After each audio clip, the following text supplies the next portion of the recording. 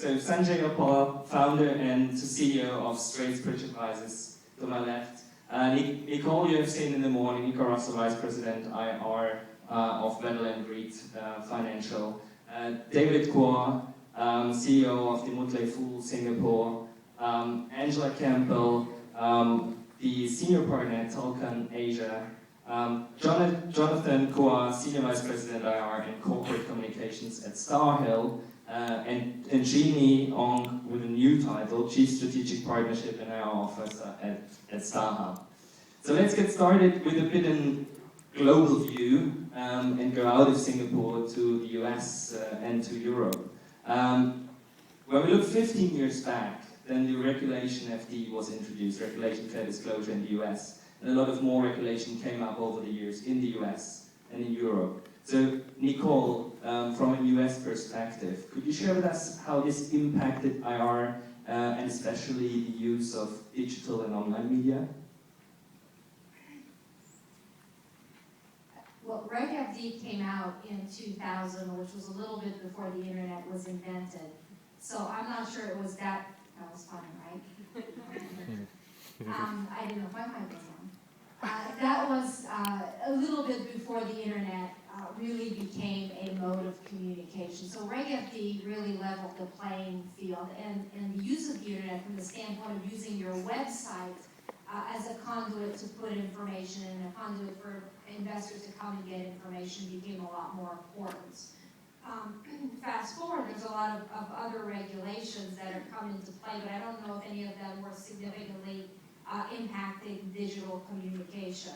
And so what I would say is kind of reiterate a comment I made a little bit earlier today, was to make sure that if you do have a social media presence, that you have a policy that will help you govern around that and who can be a spokesperson on the particular different internet sites and social media sites that you choose to engage with. So Angela, we need to share with the mics. Can you give us an insight how it developed in Europe and how online media is used there? Yeah, I mean, I think that generally investors in the West have a far higher expectation of digital engagement from companies than they do more locally in Asia. And I mean that, by that I mean that they expect companies to e-stream, major corporate events. They expect presentations to be online, annual reports to be online, and to engage, proactively with investors on the digital space. Europe has not gone as far as the US in terms of, Reg FD, but the exchanges at the moment, beta testing, what they're calling Elite Connect, which is going to be a social media platform, which is going to be a platform to connect the public companies with intermediaries and investors, and that is due to go live at the end of this year. So I think that will be very interesting to see how that develops. But just by way of comparison, I mean, I think that it's right to say that there's about 90% of the FTSE top 30 who have active social media engagement. 57% of those actively tweet financial results, and that is against around about 13% in Singapore. So that gives us sort of background to the different stages of development that these markets. Okay, thank you. So going to Singapore, we don't have Reg FD as such in Singapore, and when we look at how companies use online media for investor communication, very often we hear that there are big differences. So Jonathan and Jeannie, could you share a bit how this topic was discussed over the last years in your companies, what you did and what you perhaps didn't do for whatever reasons?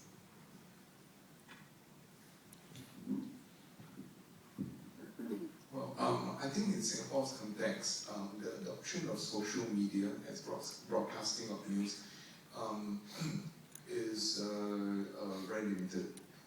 As a matter of fact, I think in developed Asia, the adoption rate of social media is also quite limited. I think Bank of New York Mellon in 2013, they have a study, and I think the adoption rate is about 6% for developed Asia. Globally, I think it's about 27% with Western Europe leading at about 45%. But generally speaking, I think for Asia there is still a lot of resistance.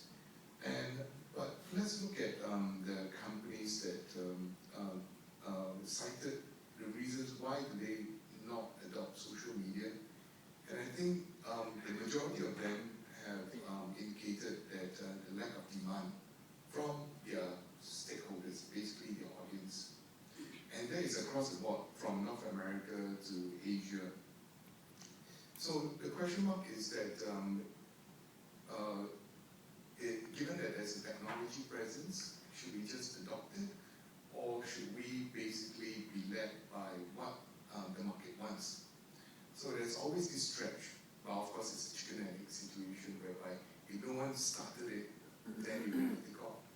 So there's always this consideration within the management, at least from my company's point of view, is that there's always a strive towards distributing information in the most efficient and cost-efficient manner. And social media could be a potential platform, but at the same time, we need an audience. And as it stands right now, I think it's still quite at an infant stage. Just to pick this topic and guide it back. I was going to go back and say that Okay. my definition of digital age is not just social media. If we talk about digitalization, I think most listed companies in Singapore, and see a lot of familiar faces here, so back me up here. I think we don't lag behind the American counterparts or the European counterparts in adopting IR communications via the digital media. I'm sure most of us would have done webcasts, for our results announcements, would have or annual report, soft copy and PDF copy, or on the internet as well. I know when we first started, at least for StarHub, I think I had the bragging rights of being the first listed company in STI to have our own annual report app. But that's because we are StarHub. I mean, as a telco media technology company, I felt that we needed to lead the pack. If we don't, then who's going to do that, right? So we started five years or so ago by adopting, by producing, and because we have the in-house competency, so we actually did an annual report app, and that's downloadable on any platform, because as a telco, we have to be platform agnostic. So it's downloadable, and anybody can just go to any Android or iOS and download the annual report app.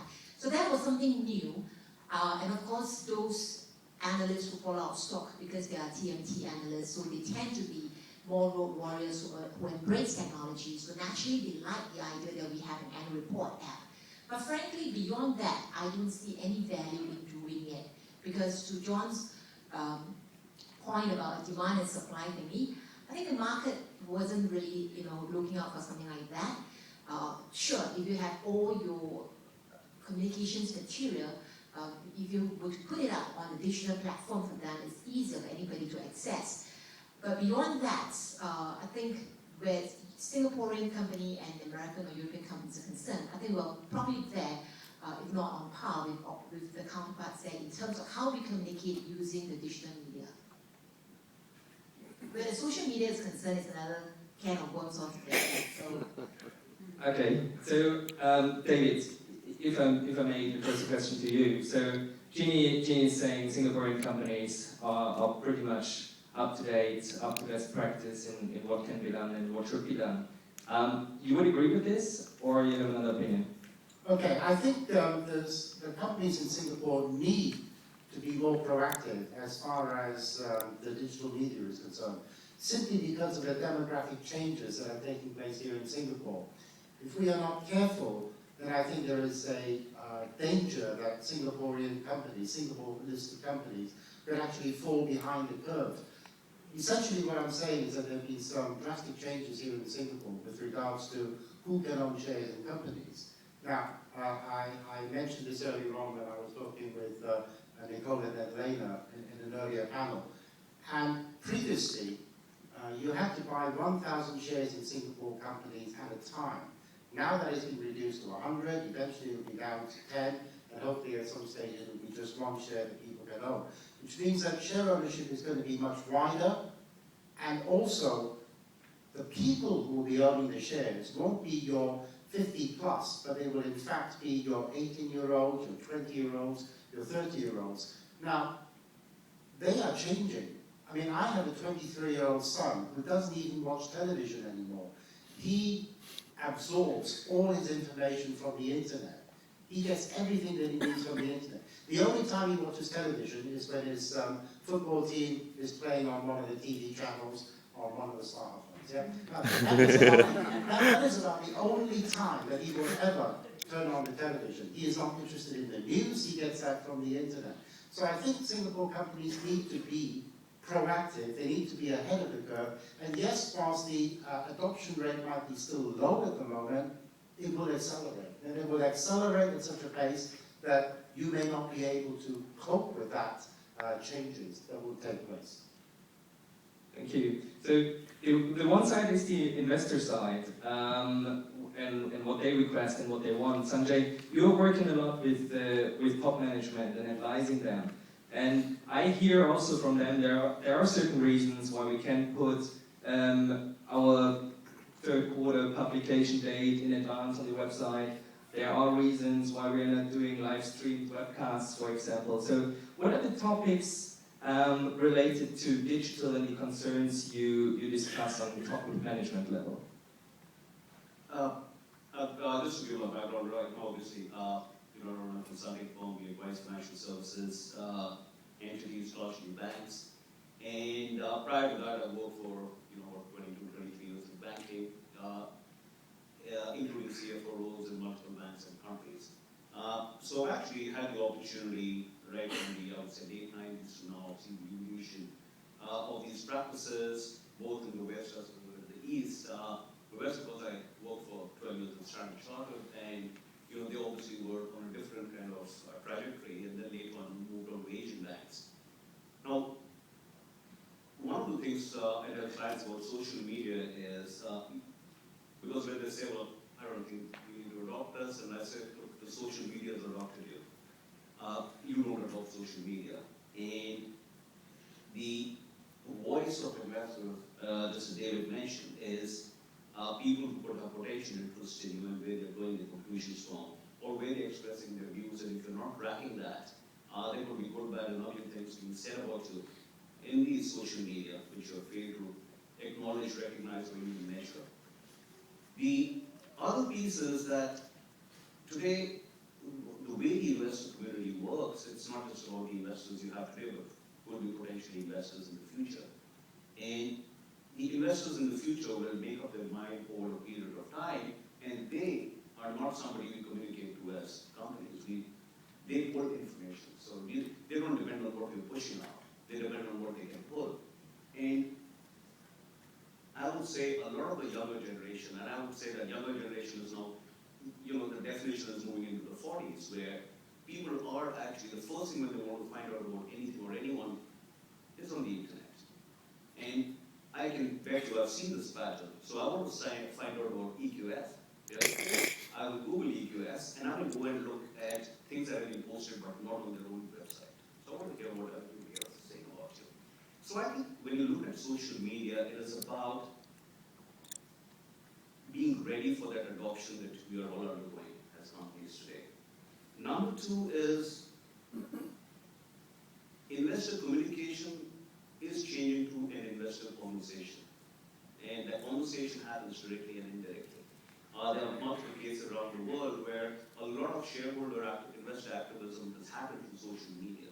They don't have access to the management, but they make enough noise on social media, which actually influences and gets the attention of the management. And, I think there are organizations who are recognizing that and probably dealing with it more proactively. You don't need to set up big departments, and honestly speaking, you just get this smart 80-year-old guy who will just track your company chatter every day and send your report. Yeah. But the idea really is that electronic communication is overtaking all our traditional sources of investor communication as we have known it. The other piece is I talked about being ready. And the way the events come in, and I'll give you a great example. It's all over the news right now, Volkswagen, and the idea is what has been their readiness to track. I mean, you go to Facebook, you go to Twitter, you go to LinkedIn, people are posting articles, they're posting personal comments. Have they been, and I imagine they would be, but you would expect a company to be ready to pick up when those spikes are happening. Very often when they start happening, they would be happening without your knowledge. And by the time you get to know, the events are more deep. The last point I would say in this regard is the investor relations is now getting closer and closer to public relations. And we have had situations where the analysts would listen to the CEO and CFO talk wonders about their performance and would turn around and say, look, I went to the Twitter feed and there are about 40 complaints a day about this. What do you have to say? And a lot of the investors similarly are looking at other sources of information to draw the confidence that you want to convey in the kind of push communication that we call it. And I think that trend is already happening. And in some markets, some players are a lot more active than the others, but I think it's kind of, the jury's with that. Okay, thank you. So, you mentioned traditional media versus online media, right? So, as traditional, we would define newspaper articles, we would mention the one-on-one meetings, we would take the investor events where you rent a hotel room and have a lunch or whatever. And online media is, of course, including social media, but it's also live streaming of investor events which are somewhere else in the world and can join. It is what we heard in the panel before lunch, updated websites with all the information you might want to have. So, a question for everybody, and whoever wants to pick it can make a comment. Will we see a complete shift to online communication away from traditional ways of investor communication? Or to which extent we will see that? Okay, since I speak to investors in Singapore and USA, I shall go first. To David's point about investors, especially young investors nowadays, are adopting social media communication. I have a point to make about that. For most of the listed companies in Singapore, I say most, okay, myself included, my company included, we have most of our investors who are institutional investors. At least for me, I have very few retail investors. If I have a big retail investors pool, yes, I'll be worried and I'll be like what David said, trying to see what I can do about adopting social media, digital communications. But because of my 32% free float, 95% of my free floats are held by institutional investors. When we talk to them, even from a company like StarHub, they will say, don't do webcasts with me, don't do web video, I want to see you face to face. So we had to fly all the way to whatever cities that they're in to have one-on-one meetings with them. So that is what I'll call the traditional investors, the institutional investors. And mind you, some of them are young, but they draw a line between social and personal and work when it comes to work, okay? So while I can tweet about my results, while I can be on Facebook or Instagram with them, they draw the line very clearly between work and leisure. And then the other point about it is that if you were to, I see ourselves, or at least this generation, as the bridging generation, because there will definitely be younger generations coming up, and as long as we have new regulators or new age regulators and new age investors, then yes, this generation, meaning people like us, we are the bridging generation now that bridge the older ones with the traditional form of communication and the younger generation with the new media kind of communications. So until we see, or at least for me, for where the institutional investors are concerned, many of them still prefer to go the traditional way. Many of them still prefer, the traditional way means you see them one-on-one, you call them on the phone, believe me, a lot of them prefer to just talk on the phone. And then when you have a lot of retail investors, where those people, like David said, buy 100 shares of your company, then yes, they may be talking a lot of things about you in the social media. Then that's where it matters for you. But for most of us, or at least most of the big caps in Singapore, who still have a lot of our money being held by institutional investors, they don't really bother, with what Motley says. They don't bother with what social media says about the stock. They don't, because they hear they are value stocks, or they have a long-term view, or they are hedge funds. Then they go according to the call of the stock, for example. At least that's my view. inform my direction to the investment community. I mean, just a short comment, and then I'm interested in your opinion from the US as well. Of course, I mean, I think the discussion is not so much does the investor want a personal meeting. Yes, of course, because they want an information advantage. So they would say, certainly, I want to ask you direct questions and so on. So perhaps coming back to what David brought up in the panel before, with the 20% of investors holding 80%, and vice versa, and a lot of globalization of capital markets, what Robert introduced to us. Perhaps we can twist the question in a way that to which extent you think online communication can help reaching out to investor groups which you obviously cannot meet personally one by one, and to reach out to investors which might not be next door and you can shake hands. Do you want to comment? Yeah, this whole topic bothers me a lot because I think people aren't making a distinction between social media and how it's been adopted. And there's no debate that it's been adopted. It's no debate that the 23-year-old will be entertained by his smartphone and not in the traditional way that we were entertained when we were younger. But I think people, when we're debating this topic, when we're talking about this topic, people are losing sight of the quality of the information that you're getting from social media. There's no qualifier other than maybe 2 thumbs to post something on any social media site. You don't have to be informed. You don't have to be intelligent. You could be dead wrong, and your comment gets posted there and gets the same footing as maybe a professional investor putting something very intelligent, very insightful on social media. So that's why I'm always so careful about it. And I don't think it's a quality way of communicating for business. I think it's an entertainment tool. I think there's a lot of information that can be garnered from it in terms of you know, who Britney Spears, how she's cut her hair this week, or who Kim Kardashian is married to. But I'm not going to go to social media to make a stock decision. And I think my co-panelists here explain very similarly, if you're talking to somebody from Fidelity, if you're talking to somebody from a major investment bank, they're going to want to have a conversation with you. The hedge fund community, maybe, that's trying to create disruption in the stock, that's trying to create noise, might go to social media. They may monitor social media to explain short-term trends in the stock, but that has absolutely nothing to do with the intrinsic value of your company or with communicating the intrinsic value of your company, which was ultimately what we all want here as investors that are buying our companies, not traders of our stock that are moving the stock around in noise. Now, all that being said, to the point that you're making, I think you need to have quality online discussions, but it needs to be pushed through channels that are recognized as, okay, I can depend on the information that's on this website. I know it's coming from the company. I know it's coming from a qualified source.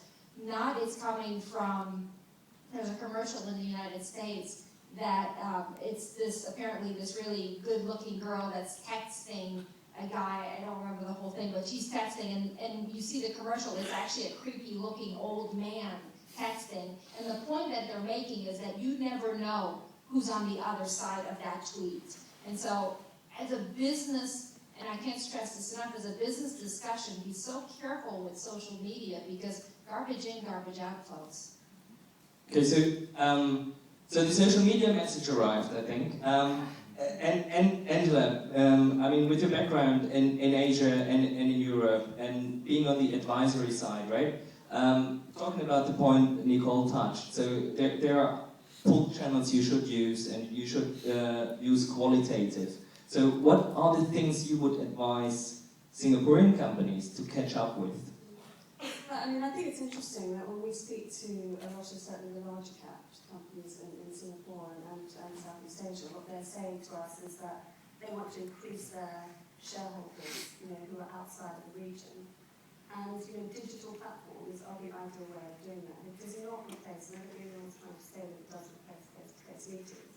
But providing your information in a transparent way on digital platforms is a very good bridge to provide information. All the investors are going to go and look up your company on your website and using your company registered communication channels as the first point of reference. And so I think that, you know, we certainly advise all our companies to put, you know, the digital platforms, you know, right at the heart of their communications. And, you know, social media, you know, and I think I agree with Dave's point, you know, the small cap companies are the companies who are lagging furthest behind in terms of putting their information onto digital platforms, and actually arguably, to David's point, they should be, you know, really catching up, because it's the smaller cap companies where there is much more retail interest and much more of the younger generation wanting to come in. So, you know, we very much, you know, advise companies to put it in the centre of their agenda as best practice. David, you wanted to comment? I do on a couple of issues. The first one is the one from Nicole. And I was talking to a TV producer here in Singapore, very famous news channel, and she was saying, is it better to send a reporter out and gather the news as quickly as possible and to post it online using an iPhone, or should I send out an entire TV crew, go and get the best possible coverage I can, take it back, and then edit it and make sure it is perfect before it goes out? And the answer is the former has more immediacy than the latter. So what online media allows you to do, social media allows you to do, is to actually get information out there. And you can control that, Nicole. I mean, as a company, you can control what is going out. And if people know that it is coming from a respected source, they will believe it. But it is the immediacy that is very important. That was one point. And the other one concerns StarHub. And the question I have is this. As an investor relations, would you rather have one shareholder that owns 100% of your company, or would you prefer to have 100 shareholders, each one owning 1% of your company? As an investor, or as a person that runs a company, I would much rather have a very wide shareholder base rather than to have a very concentrated shareholder base. Because the danger with having that fewer shareholders is that your share price is likely to be more volatile than you think, because that one shareholder can always ditch your shares. Whereas if you have a much wider shareholder base, then you're going to have much more stability of price going forward than with a concentrated base. David, my short answer to you is a moot point, because where Temasek Link Company is concerned, nobody can own more than 30% of our shares. Yeah, add to this. I think social media is just one part of the technology implementation of investor relations. I think the technology platform is much, much wider than that. So I'll just deviate a little bit, if you don't mind, how we look at things as well. There's a lot of technology out there, like webcasts, social media, one of them, website, and you're constantly flooded with a lot of new products in the market. And the question mark is that which one do you adopt? So the way we look at it is we try to compartmentalize the technology implementation into simple bite-sized category. So generally speaking, I would say that broadcasting is one category which I would like to look at.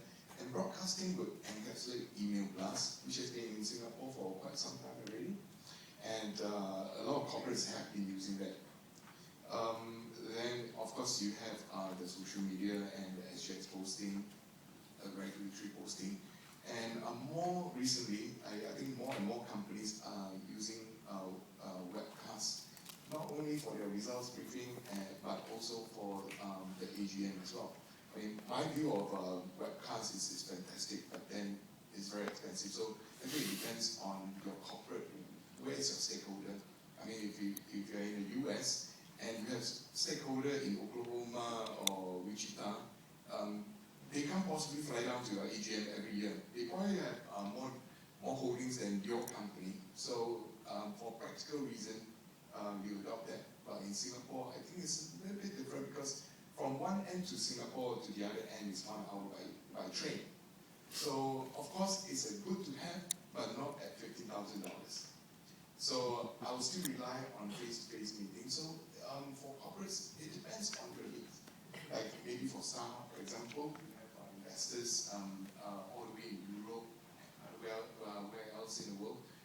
Probably this sort of platform will be a very efficient way of delivering what you want to say to your stakeholders. Of course, the other part of it is the second category is I would like to call it archiving. Archiving in the sense that essentially, if I hear any news of a particular company I'd be interested in, the first thing I'll search for is in their website, as they would say, right? Because that is how the world works nowadays. Now, most companies in Asia, I think in Singapore, they do have some form of website. But to me, form over matter, I would just simply put it. A lot of companies have very nice website, a lot of jingles, a lot of videos, and some companies overload their website with a lot of information. But you look back, actually what do the investors really want? They just want direct access to a few information you need, basically your financial information and your news release. So essentially, I think moving back to simplicity is key. So at StarHill, what we do is I adopt a 3-click policy. Any news that or any site which is frequently visited, no more than 3 clicks. And for those very frequently visited, like annual report, news announcement, financial reports, 2 clicks. And for those so-called appendices, I can leave with 4 clicks.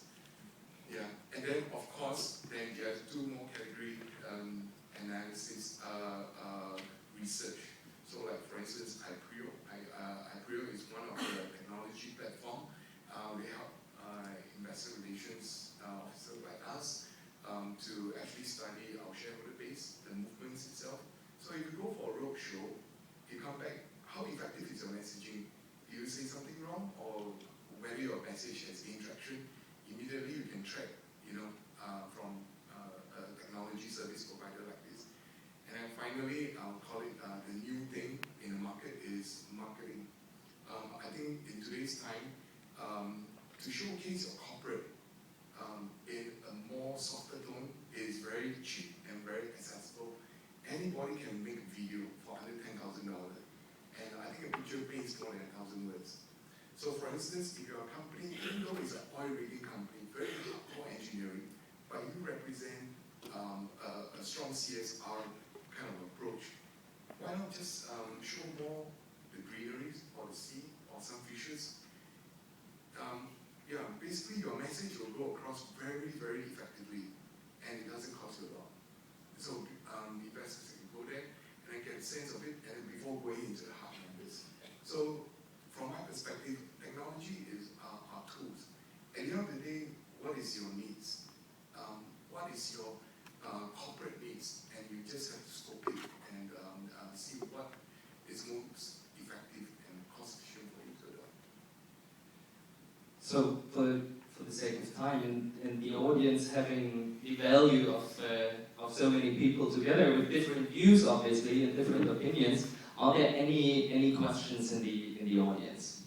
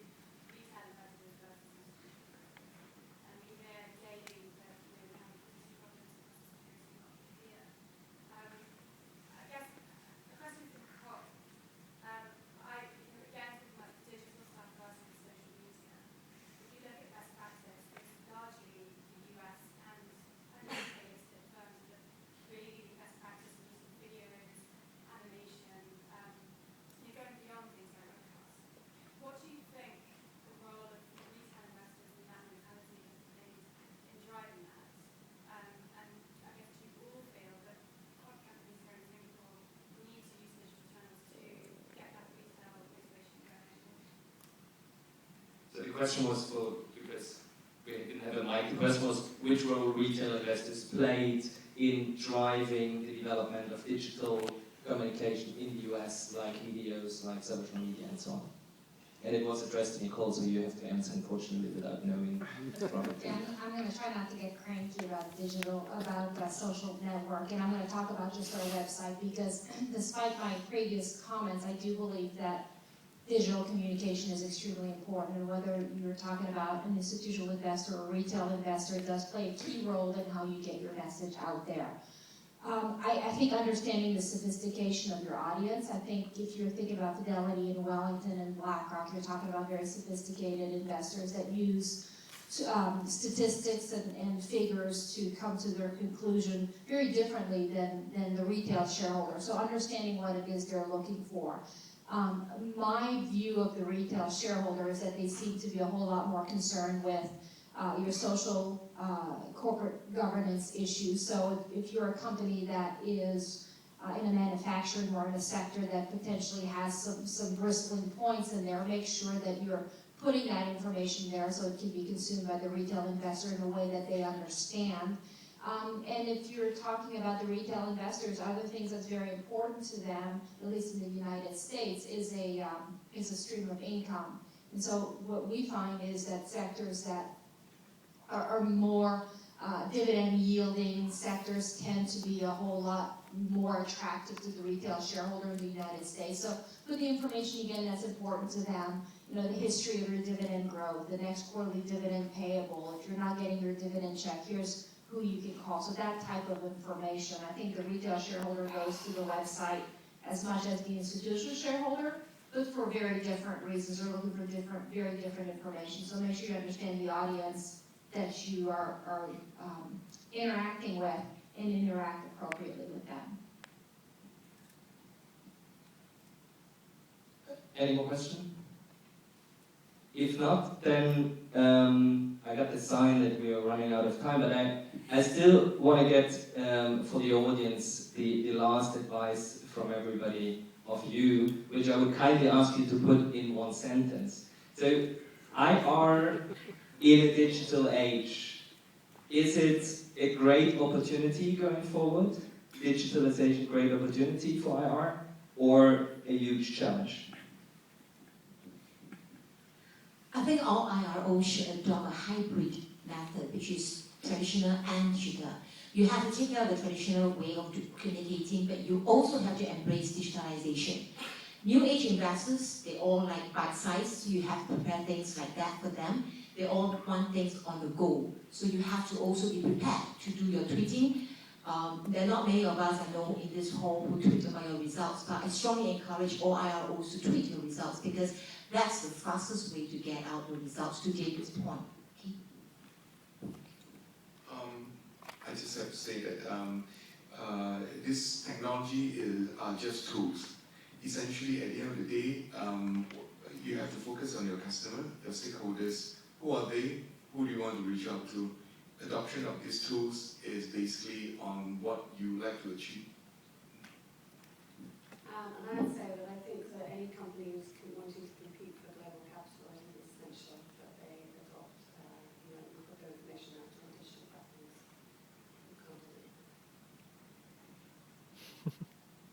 My point is with regards to the retail investors, and that is that anybody that owns shares in your company owns a share of your company, and they have a voice, and therefore should be listened to.